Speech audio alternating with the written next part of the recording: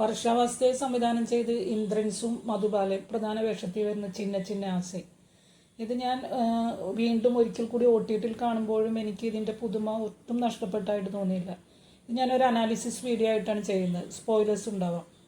ഇത് ഇന്ദ്രൻസും മധുബാലയുടെ ക്യാരക്ടർ അവർ ഒരു ദിവസത്തേക്കാണ് അവർ വാരണാസിയിൽ കണ്ടുമുട്ടുന്നത്.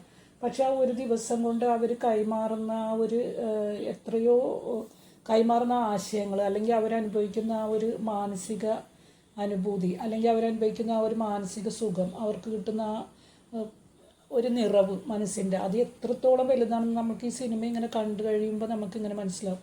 ചിലപ്പോൾ നമുക്കിതൊരു ലാഗായിട്ട് തോന്നാം, പക്ഷേ അത് നമ്മളത് കൂടുതൽ കണ്ടു കഴിയുമ്പോഴാണ് നമുക്ക് അതിൻ്റെ ആ ഒരു ഇത് മനസ്സിലാവുന്നത്.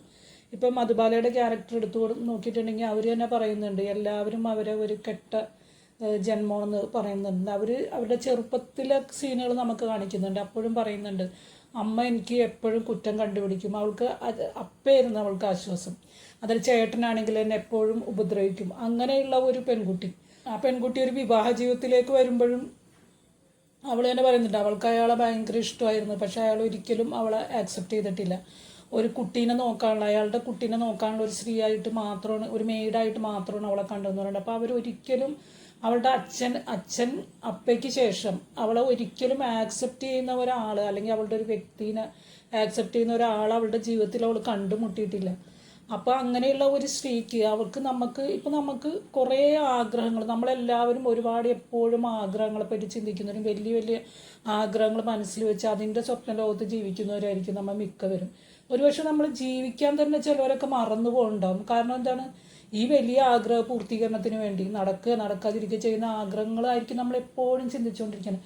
പക്ഷെ നമ്മൾ ഒരിക്കലെങ്കിലും നമ്മൾ ജീവിതം അതിൻ്റേതായ രീതിയിൽ അറിഞ്ഞിട്ട് നമുക്ക് കിട്ടുന്ന ചെറിയ ചെറിയ ആശകൾ, ശരിക്കും പറഞ്ഞാൽ ഈ ഒരു ചിന്ന ചിന്ന ആശ എന്നുള്ള ഈ ഒരു പേര് തന്നെ ഇതിന് ഭയങ്കര അന്വർത്ഥമാണ്. നമ്മളെ ലൈഫുമായിട്ട് ഒരുപാട് ബന്ധപ്പെട്ടാണ്. നമ്മളെല്ലാവരും വലിയ ആഗ്രഹങ്ങളെക്കുറിച്ച് എപ്പോഴും ചിന്തിച്ചുകൊണ്ടിരിക്കും. പക്ഷെ നമ്മളുടെ ജീവിതത്തിൽ നമുക്ക് കിട്ടുന്ന ചെറിയ ചെറിയ ആ കാര്യങ്ങൾ, അതിൽ നിന്ന് കിട്ടുന്ന സന്തോഷം, നമുക്ക് ഒരുപാട് ചെറിയ ചെറിയ ആഗ്രഹങ്ങൾ ഉണ്ടാവില്ലേ, അതെല്ലാം നമ്മൾ പൂർത്തീകരിക്കുമ്പോഴും നമ്മളെ മനസ്സിന് കിട്ടുന്ന ഒരു സന്തോഷമുണ്ട്. നമുക്ക് മനസ്സിന് ചേർന്ന ഒരാളുമായിട്ട് നമുക്ക് സന്തോഷത്തോടെ വർത്തമാനം പറയാം. അതിപ്പോൾ ആരും ആവാം, നമ്മളുടെ ഫ്രണ്ടാവാം, നമ്മളുടെ സഹോദരനാവാം, അച്ഛനാവാം, ആര് വേണമെങ്കിലും ആവാം. നമുക്ക് അപ്പോൾ കിട്ടുന്ന ഒരു സന്തോഷം, നമുക്ക് ആഗ്രഹിക്കുന്നൊരു ഭക്ഷണം കഴിക്കുമ്പോഴുള്ള സന്തോഷം, അങ്ങനെ നമ്മൾ ഒരു ദിവസം തന്നെ നോക്കുകയാണെങ്കിൽ നമുക്ക് ഒരുപാട് കൊച്ചു കൊച്ചു സന്തോഷങ്ങൾ നമ്മുടെ ജീവിതത്തിൽ നമ്മൾ അനുഭവിക്കുന്നുണ്ട്. അതുമായിട്ടാണ് എനിക്ക് ഈ സിനിമ ബന്ധപ്പെടുത്താൻ നോക്കുന്നത്. ഇത്രയധികം അവഗണിക്കപ്പെട്ട ഒരു സ്ത്രീ, അവർ അധികം വിദ്യാഭ്യാസമൊന്നും ഇല്ലാത്തൊരു സാധാരണ സ്ത്രീയാണ്. പക്ഷെ ഇതിവിടെ ഇന്ദ്രൻസിൻ്റെ ക്യാരക്ടർ നേരത്തെ തന്നെ കാണിക്കുമ്പോൾ തന്നെ പുള്ളി എല്ലാവരോടും സ്നേഹം, കൊച്ചുങ്ങളോടായാലും വലിയവരോടായാലും ഒരു സ്നേഹവും കരുതലും വെച്ച് പുലർത്തുന്ന ഒരാളാണ് ഇന്ദ്രൻസ്. അത് വളരെ രസമായിട്ട് ആ ഒരു ഇന്ദ്രൻസിൻ്റെ മുഖഭാവം പോലും ശരിക്കും ആ ഒരു കരുണയും സ്നേഹം നിറഞ്ഞ ഒരാളുടെ ആ ഒരു ഭാവം, എന്തൊരു ട്രാൻസ്ഫോർമേഷനാണ് ഇന്ദ്രൻസ് ഈ ഒരു വ്യക്തിയായിട്ട് നമ്മൾ കാണുന്നത്. ഞാനിപ്പോൾ ഈ അടുത്താണ് ഇന്ദ്രൻസിൻ്റെ കറുപ്പ് കണ്ടത്. അപ്പോഴാണ് നമുക്ക് പുള്ളിയുടെ ആ ഒരു അഭിനയത്തിൻ്റെ റേഞ്ച് മനസ്സിലാവും. അത്രയധികം ഒരു ട്രാൻസ്ഫോംഡ് ഇന്ദ്രൻസിനെയാണ് നമ്മളിത് കാണുന്നത്. സ്നേഹവും പിന്നെ പ്രണയവും കാരുണ്യം എല്ലാം നിറഞ്ഞ ഒരു മുഖഭാവം, അതേസമയം അവിടെ നിരാശയും വരുന്നുണ്ട്. അതെല്ലാം വളരെ രസമായിട്ട് തന്നെ ഇന്ദ്രൻസിൻ്റെ മുഖത്ത് നമുക്ക് ഈ സിനിമയിൽ കാണാം. ഇവരപ്പോൾ ഇങ്ങനെ ഒരാളെ ഇവർ കണ്ടുമുട്ടുമ്പോൾ അവരുടെ കൂടെയുള്ള ആൾക്കാർ പോലും അവരെ കുറ്റപ്പെടുത്തുന്ന ഒരവസ്ഥയിൽ നിന്നാണ് അവരിങ്ങനെ ഒരാളെ കണ്ടുമുട്ടുന്നത്. അത് അവർ കണ്ടുമുട്ടുന്ന ഒരു സ്ഥലം എന്ന് വെച്ചാൽ വാരണാസി പോലെ ഒരു സീക്രട്ട് ആയിട്ടുള്ള ഒരു സ്ഥലത്ത് വെച്ചാണ് അവർ കണ്ടുമുട്ടുന്നത്. ആ ഒരു പ്ലേസും അവരുടെ മാനസികാവസ്ഥയൊക്കെ തമ്മിൽ വല്ലാതെ കണക്റ്റഡാണ് ഈ സിനിമയിൽ.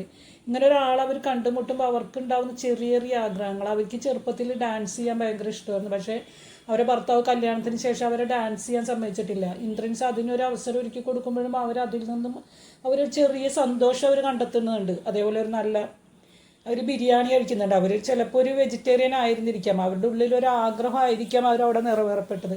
അങ്ങനെ അതേപോലെ അവരെ കരുതുന്നുണ്ടെന്നുള്ള ആ ഒരു തോന്നൽ, അതും അവർക്കിതിൽ ഒരാൾ കരുതുന്നുണ്ട്. അവരെ ഭർത്താവ് ഒരിക്കലും അവരെ കരുതിയിട്ടില്ല, അമ്മ കരുതിയിട്ടില്ല, ചേട്ടൻ കരുതിയിട്ടില്ല. അപ്പം ഒരാളവരെ കരുതുന്നുണ്ടെന്നുള്ള ആ ഒരു തോന്നൽ, അത് തന്നെ അവരെ സംബന്ധിച്ച് വലിയൊരു കാര്യമാണ്.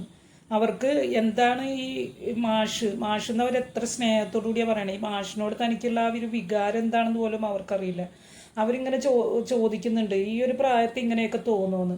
ഇന്ദ്രൻസ് എന്തെങ്കിലും അവരോട് അടുപ്പം കാണിക്കുമ്പോഴും അങ്ങനെ പറയല്ലേ, എനിക്ക് എന്തൊക്കെയോ ആവണം, അങ്ങനെ അവരൊരധികം പഠിച്ചിട്ടൊന്നുമില്ല, ഒരു വിദ്യാഭ്യാസം ഇല്ലാത്ത ഒരു പാവം സ്ത്രീയാണ്. പക്ഷേ അവരുടെ കൊച്ചു കൊച്ചു ആഗ്രഹങ്ങൾ, അത് ഇന്ദ്രൻസ് ആ ഒരു മാഷിലൂടെ കിട്ടുമ്പോൾ അവരനുഭവിക്കുന്ന സന്തോഷം, അത് തന്നെയാണ് ഈ സിനിമ പറയുന്നത്.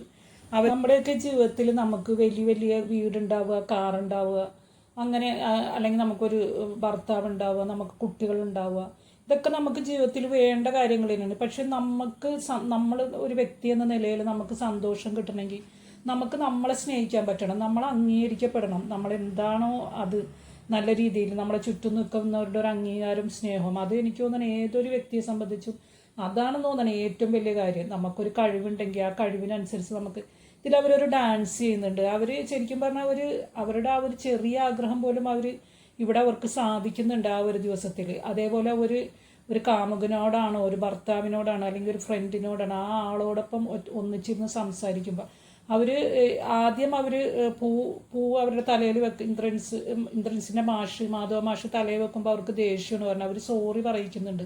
പക്ഷെ അവരത് പിന്നെ അത് അവർ ആസ്വദിക്കുന്നതാണ്. അവർ മല്ലിപ്പൂ വാങ്ങാൻ പറഞ്ഞിട്ട് അപ്പോൾ ആദ്യം അവരെ കണ്ണാടി കണ്ട അവരുടെ ആ മുഖവും രണ്ടാമത് കാണുമ്പോഴും അപ്പം അതിലൊരു സന്തോഷം കണ്ടെത്തുന്നുണ്ട്.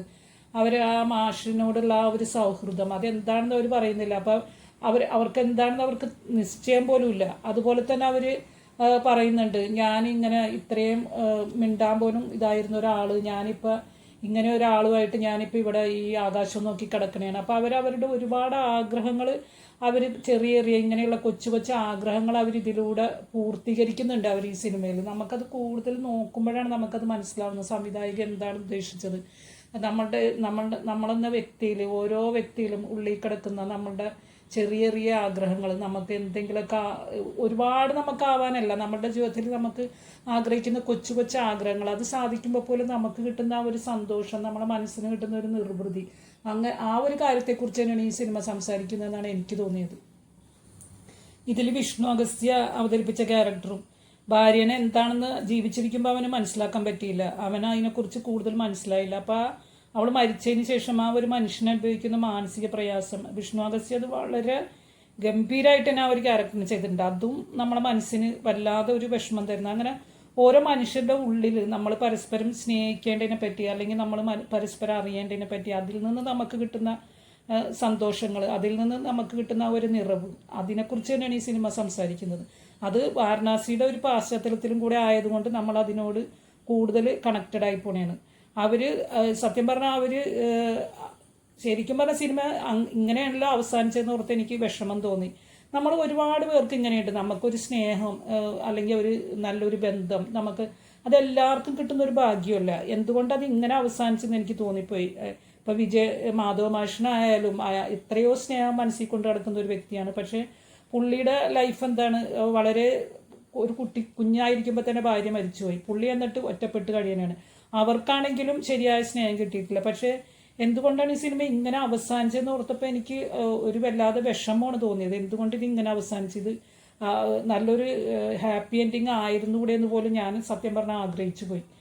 ഇതെല്ലാമാണ് ഈ സിനിമ കണ്ടപ്പോൾ എൻ്റെ മനസ്സിൽ തോന്നിയ കാര്യങ്ങൾ. നിങ്ങളുടെ അഭിപ്രായങ്ങൾ നിങ്ങൾ പങ്കുവയ്ക്കുമല്ലോ. എൻ്റെ വീഡിയോ ഇഷ്ടമായ ലൈക്ക് ചെയ്യാനും സബ്സ്ക്രൈബ് ചെയ്യാനും മറക്കരുത്. എൻ്റെ വീഡിയോ കണ്ടതിൽ ഒരുപാട് സന്തോഷം. ഇനിയും നല്ലൊരു വീഡിയോയുമായിട്ട് വരാം. അതുവരെ ബായ്.